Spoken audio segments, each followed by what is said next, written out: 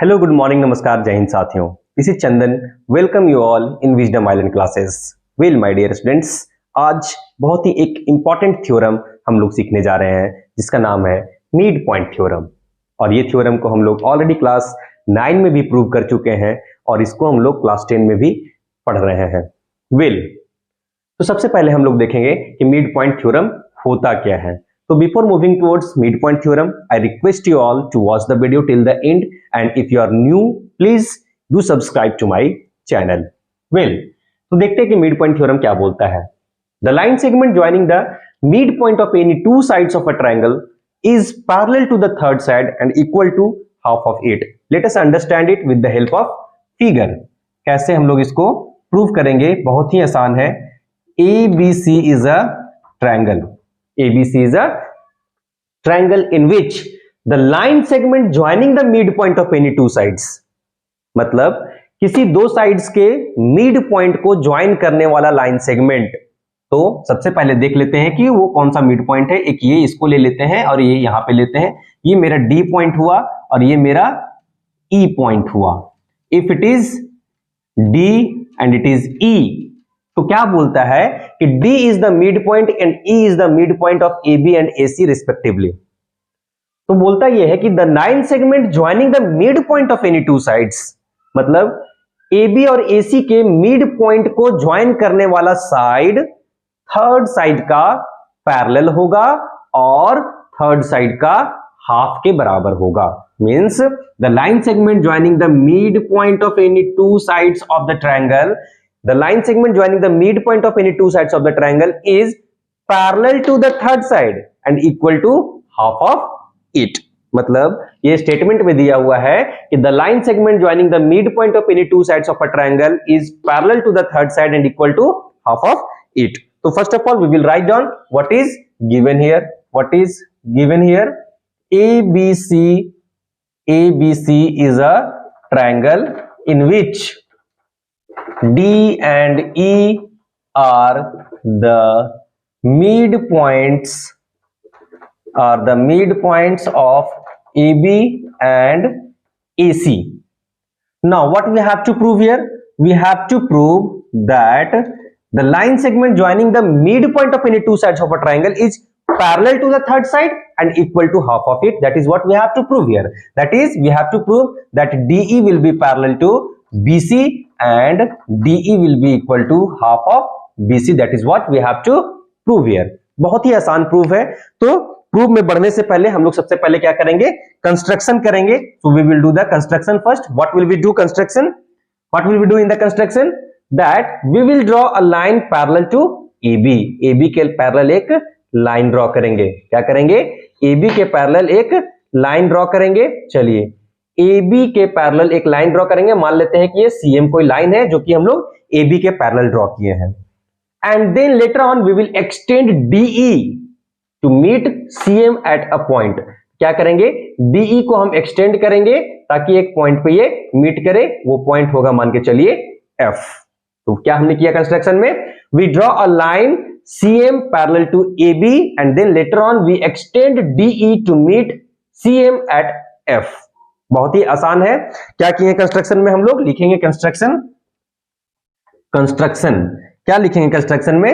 We draw a line CM parallel to AB। We draw CM parallel to AB and we extend और we produce DE to meet CM at F। Is it clear? Of course. क्या किए हैं? CM AB के parallel draw किए हैं and then later on we extend DE to meet CM at point F। चलिए अब चलते हैं हम लोग इसके प्रूफ की ओर। बहुत ही आसान प्रूफ है, थोड़ा सा ध्यान से समझिएगा केवल। सबसे पहले हम लोग चलेंगे ट्रायंगल ADE और ट्रायंगल ECF में। In triangle ADE and triangle ECF आप देख रहे होंगे कि एंगल 1 जो है वो एंगल 2 के बराबर होगा। पूछिए क्यों? क्योंकि AB जो है वो CM के पैरेलल है। AB is parallel to CM, that is what we have done in the construction। अब AB CM के पैरेलल हुआ और AC मेरा क्या हो जाएगा, ट्रांसवर्सल हो जाएगा, तो डेफिनेटली मेरा एंगल 1 जो होगा वो एंगल 2 के बराबर होगा। Angle 1 equal to angle 2 by alternate angle. Well अब देखिए E जो है मेरा मिड पॉइंट दिया हुआ है, ऑलरेडी स्टेटमेंट में दिया हुआ है कि that E is the mid point, therefore AE will be equal to EC और not, of course yes, AE will be equal to EC because E is mid point. Well अब देखिए angle AED will be equal to angle CEF, that is angle 3 will be equal to angle 4 or not? Yes, angle 3 will be equal to angle 4 by vertically opposite angle।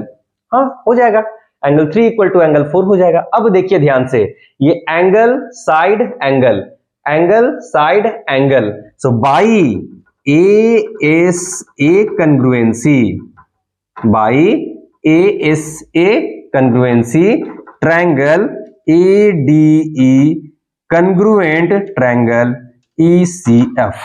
Now pay attention, अब ये दोनों triangle जब congruent हो गया तो definitely इसका जो corresponding sides होगा, करस्पॉन्डिंग एंगल्स होगा वो भी इक्वल होंगे। तो from here we can say that DE will be equal to EF, DE will be equal to EF and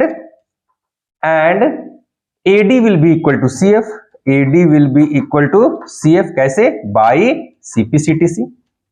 corresponding parts of congruent triangles are congruent। जब ये दोनों triangle congruent हो गया तो निश्चित तौर पे AD जो होगा वो CF के बराबर होगा और DE जो होगा वो EF के बराबर होगा। अच्छा एक चीज और, D जो है मेरा वो मिड पॉइंट है AB का।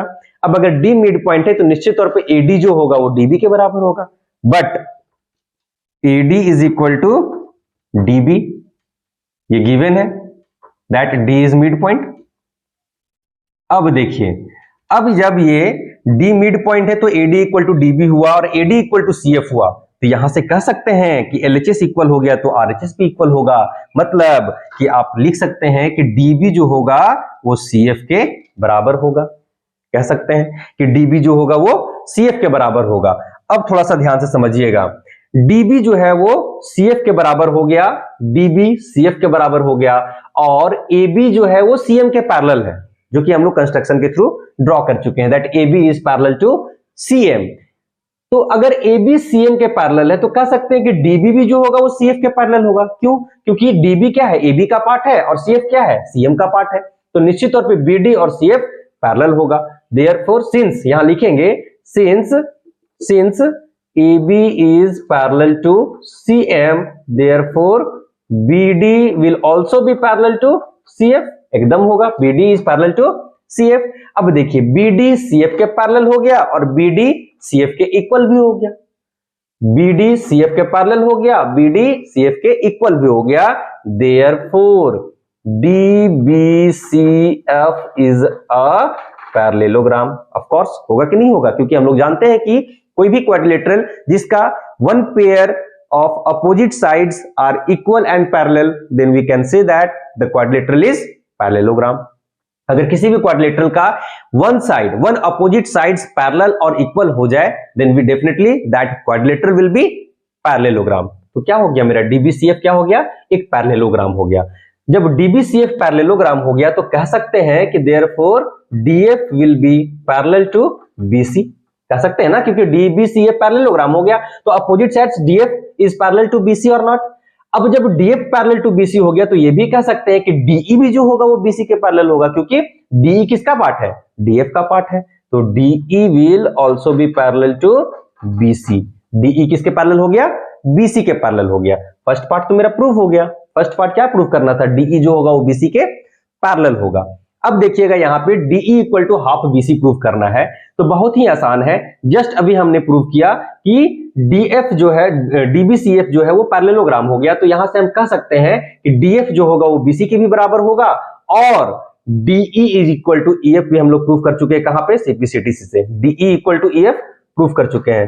DE equal to EF by CPCTC हम लोग प्रूव किए हैं। तो can we write that DE will be equal to half of DF, half of DF लिख सकते हैं कि नहीं, क्योंकि DE जो है वो EF के बराबर है, DE जो है वो EF के बराबर है, तो DE को पूरे के हाफ के बराबर लिख सकते हैं कि नहीं लिख सकते हैं, DF के हाफ, तो लिख दिए हाफ ऑफ DF।